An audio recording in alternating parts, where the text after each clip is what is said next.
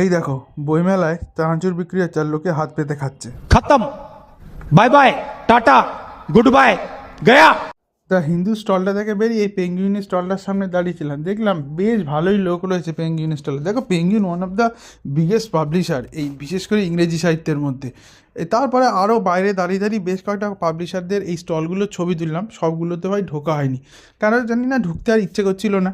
তবে ভালো লাগলো, পেঙ্গুইন দেখলাম, শুধুমাত্র ওদের পেঙ্গুইন চিলড্রেন্সের জন্য একটা আলাদা ছোটো স্টল মতো রয়েছে এখানে, তো সেটাই আর ঢুকিনি। তারপরে বাইরের দিক থেকে এই স্টলগুলোর ছবি তুলছিলাম। এই দেখো, এটা হচ্ছে জার্মানি স্টল আর তার পাশেই ছিল ফ্রান্সের স্টল। মেবি জার্মানি ফ্রান্সের থেকে বড়, তাই জার্মানি স্টলটা বলো, ফ্রান্সের স্টলটা ছোটো। যাক, এই আর তুলনায় গেলাম না। তারপরে দেখলাম এই গ্রেট ব্রিটেন অ্যান্ড নর্দার্ন আইল্যান্ডের একটা স্টল, যেটা ব্রিটিশ কাউন্সিলের আন্ডারেই পড়ে, এবং ব্রিটিশ কাউন্সিলের যা স্টল যেটা সেটা আর গ্রেট ব্রিটেন স্টলটা একই স্টলে। এখানে নানা ধরনের সব ইংরেজির উপর বই থাকে। বেসিক্যালি ওরা ইংরেজির উপর অনেক ধরনের কোর্সও বিক্রি করে। তুমি যদি ইংল্যান্ডে পড়তে যেতে চাও সেই ক্ষেত্রে ওরা হেল্প করতে পারে।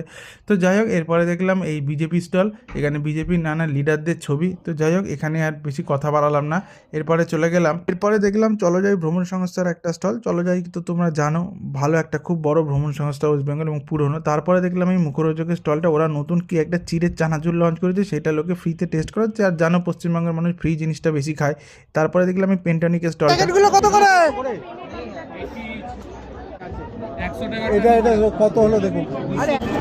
তারপরে দেখলাম ডাটা গুঁড়ো মশলার একটা স্টল, যদি সেই স্টলে আমি ঢুকিনি। এখানেও নানা ধরনের গুঁড়ো মশলা ওরা বিক্রি করছে, মেবি নতুন কোনো গুঁড়ো মশলা লঞ্চ করেছে। তারপরে দেখলাম এবছর বইমেলার থিম যেটা ছিল আর্জেন্টিনা, স্টলটা দারুণ ছিল, বেশ একটা ফিউচারিস্টিক ব্যাপার ছিল স্টলের মধ্যে। কোনো বই ফই ছিল না, তবে নানা ধরনের ছবি ছিল। এখন কী ছবি ছিল সেগুলো আমি হয়তো দেখিনি ভাই, যথেষ্ট ভিড় ছিল। এদেরই অডিটোরিয়াম হলটারের মধ্যে ঢুকলাম, দেখলাম আর্জেন্টিনা নিয়ে ওদিক থেকে একজন লেখিকা এসে তার সাথে এখানকার একজন সম্পাদক কথা বলছেন। তো যাই হোক, খুব ভিড় ছিল আর পিছন থেকে ভাই লোকে ঠেলছিল, তাই জন্য ওখানে আমি আর দাঁড়াইনি, ওই জন্য এবার একটু সামনের দিকে এগিয়ে গেলাম। স্টলটার মধ্যে বেশ খানিকক্ষণ ছিলাম, লেখাবেখা ছিল সেগুলো একটু পড়লাম। বেশ বেশ একটা ঠান্ডা আবহাওয়া ছিল, বেশ মজা নিচ্ছিলাম, যদিও সেই সময় ঠান্ডাই ছিল। তো যাই হোক, এই দেখতে পাচ্ছ এর স্টলের মধ্যেও কিন্তু যথেষ্ট ভিড় ছিল। বাইরে থেকে আরেকবার ফুটেজটা নিয়ে নিলাম তোমাদের দেখানোর জন্য। দেখতে পাচ্ছ বেশ একটা ফিউচারিস্টিক ব্যাপার ছিল কিন্তু স্টলটার মধ্যে।